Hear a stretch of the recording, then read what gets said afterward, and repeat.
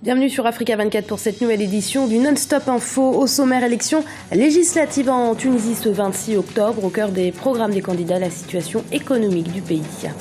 Qui succédera à Abdou Diouf, secrétaire général de la francophonie? L'élection se tiendra fin novembre à Dakar. Focus dans cette édition sur une institution qui regroupe 30 pays du continent africain, soit plus de la moitié. Et puis, immersion à la fin de ce journal au village des arts et métiers d'Abuja au Nigeria. Véritable invitation à la découverte de l'artisanat nigérien. Mais tout d'abord, le troisième round du dialogue intermalien a débuté ce dimanche à Alger et tous les regards sont tournés vers cette nouvelle étape de pourparlers. Les Nations Unies ont en effet demandé aux différentes parties assises autour de la table de négocier de bonne foi pour arriver à la résolution définitive de ce conflit. La rencontre de ce dimanche a débuté par la présentation des propositions du gouvernement malien et des mouvements du Nord, faite dans le cadre du deuxième round de ce dialogue. C'était au mois de septembre. Période électorale donc en Tunisie. Le 26 octobre, les Tunisiens sont appelés aux urnes pour renouveler leur parlement et ils sont plus de 13 000 candidats à prétendre au poste de député. Parmi eux, Nadia Chehben, tête de liste d'Union pour la Tunisie. Sécurité, économie et droits des femmes, autant de thématiques abordées dans son programme. Hanan Fa. Ils sont 13 337 candidats, seulement 217 obtiendront un siège de député dimanche 26 octobre. La Tunisie renouvelle son parlement 10 mois après l'adoption de sa constitution. Plusieurs enjeux s'imposent pour ce scrutin, la sécurité et la lutte contre le fléau du terrorisme. La situation socio-économique interpelle aussi les Tunisiens. Il y a des ressources aujourd'hui en Tunisie.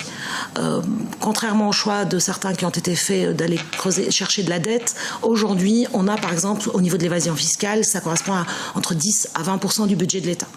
Donc si vous mettez un plan pour récupérer, ne serait-ce que sur la base, sur cette marge d'évasion fiscale, vous récupérez quasiment un point de croissance. Et donc c'est du 15 000 emplois à créer uniquement en ressources internes. Des ressources féminines en majorité, la démographie tunisienne bascule du côté des électrices, désormais plus nombreuses que les électeurs. Mais dans ce pays bastion du droit des femmes en Afrique du Nord, les candidates aux élections ne sont que 12% à être tête de liste.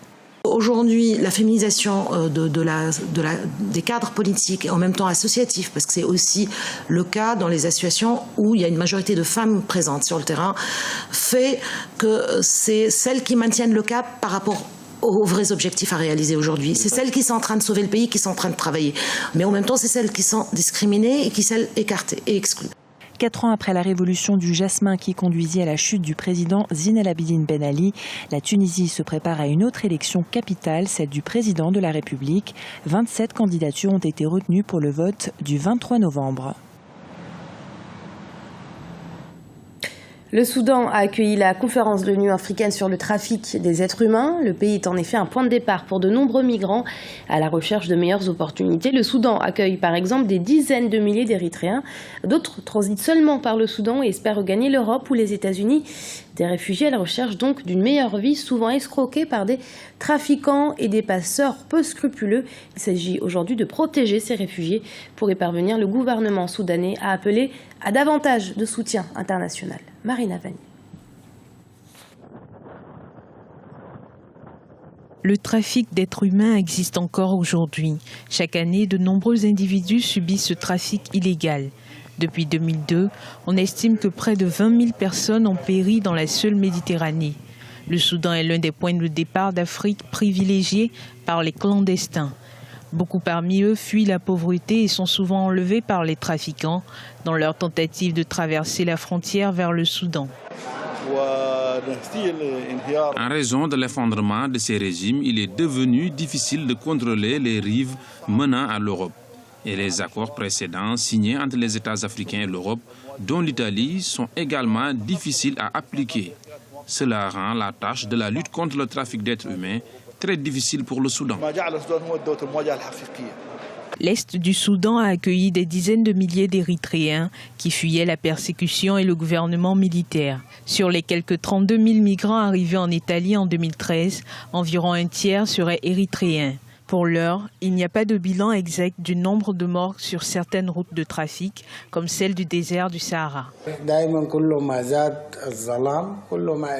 Lorsqu'il n'y a pas de transparence, l'activité criminelle plane toujours. Ce genre de crime prospère en l'absence de transparence. Ces personnes partent à la recherche d'argent. Elles sont alors piégées par des gangs qui les utilisent dans des activités illégales comme l'esclavage et la prostitution, ainsi que des crimes de viol et de vol. En octobre 2013, plus de 300 personnes ont disparu dans un naufrage au large des côtes de Lampedusa en Italie. Pour cette même année, on estime à plus de 3000 les migrants qui ont péri en Méditerranée en tentant de traverser par bateau. Du 29 au 30 novembre aura lieu à Dakar, capitale sénégalaise, les élections du secrétaire général de la francophonie. L'occasion de revenir sur une institution qui, au-delà de fédérer des personnes et des pays ayant la langue française en commun, organise de vraies relations entre ces pays. Sur le continent, ils sont 30 États membres de la francophonie, un chiffre qui fait dire à certains que l'avenir de la francophonie est sur le continent africain. Ibra Khatindiaye. Sénégal, Canada, Belgique, Haïti, le Laos ou encore la Nouvelle-Calédonie, ils sont au total 77 pays membres ou observateurs de l'Organisation internationale de la francophonie et on les retrouve partout sur les 5 continents. 57 États et gouvernements membres à part entière, 20 États observateurs et 3 États associés. 30 pays africains sont membres à part entière de l'Organisation internationale de la francophonie. C'est dire la place du continent au sein de l'institution francophone. La francophonie, comme je vous l'ai dit, est un partage beaucoup plus africain aujourd'hui qu'européen. Parce qu'il y a plus de pays africains francophones que de pays européens, à part la France, la Belgique. On n'a pas de pays francophones. Bien entendu, il y a le Canada, qui est un pays francophone, partie du Canada. Donc la francophonie, c'est beaucoup plus africain qu'autre chose. Donc le français est une langue de partage, aujourd'hui qui n'appartient plus aux Français, parce qu'il y a plus d'Africains qui parlent français que de Français qui parlent français. D'une organisation à caractère culturel, la francophonie est allée au fil des années bien au-delà de ses prérogatives pour certains. Mais pour ses détracteurs, les influences de la francophonie dans le monde sont minimes. La francophonie a pour objectif d'améliorer le niveau de vie de ces populations en les aidant à devenir les acteurs de leur propre développement. Un objectif qui est loin d'être atteint aujourd'hui. Je pense qu'il faudrait changer de paradigme. Il faut que la francophonie ne soit pas simplement un lien linguistique et culturel. Il faut que cette francophonie économique devienne une réalité. Il faut que cette coopération entre les jeunes du Nord et les jeunes du Sud devienne une réalité et que non seulement avec les grandes entreprises, mais il faudrait qu'il y ait une approche qui soit appliquée au niveau de la base. Donc le secteur économique local est un aspect extrêmement important à développer dans l'espace francophone, mais également il y a cette fluidité de transport des biens et services entre les pays francophones qui peut aussi favoriser le développement économique des pays francophones. L'élection du secrétaire général de la francophonie aura lieu à Dakar du 29 au 30 novembre prochain, lors du 15e sommet de l'organisation, un sommet dont le thème « Femmes et jeunes en francophonie, vecteurs de paix, acteurs de développement » est plus que jamais d'actualité. Et voyage à travers les beaux-arts d'inspiration africaine avec le village des arts et métiers d'Abuja au Nigeria, un endroit où le visiteur peut admirer mais aussi acheter quelques symboles de la culture nigériane, mais qui cependant n'a pas encore la renommée internationale souhaitée. Découverte de ce lieu avec notre correspondante Afolake Oyinloye, commentaire Ibra Khatindiaye.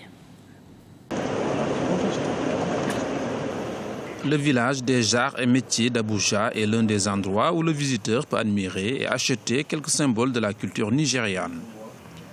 Statuettes, sculptées, colliers et bracelets de perles, masques africains traditionnels, sacs en cuir, ici le regard est sans cesse attiré par des œuvres artistiques, les unes plus originales que les autres. Le village des arts et métiers d'Abuja est un centre de promotion et d'exposition de l'art créatif nigérian.